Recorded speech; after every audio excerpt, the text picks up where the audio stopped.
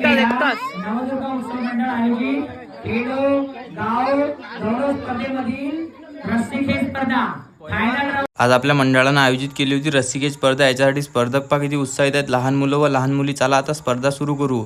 पहिली स्पर्धा होती छोट्या छोट्या मुलींची। यांच्यापैकी गजबूची मुलगी हे जिंकून गेली। इकडं सुरेश काका अतिशय छान अशी कॉमेंट्री करत आहे। यांची कॉमेंट्री एकच नंबर असते, मला तर खूप आवडते। मग चला आता दुसरा राऊंड सुरू झाला हा छोट्या छोट्या मुलांचा। यांच्यात तर कोणी हरत नाही, एक जण खाली पडला तिकडले जिंकून गेले। चला आता दुसरा राऊंड लवकर सुरू करा।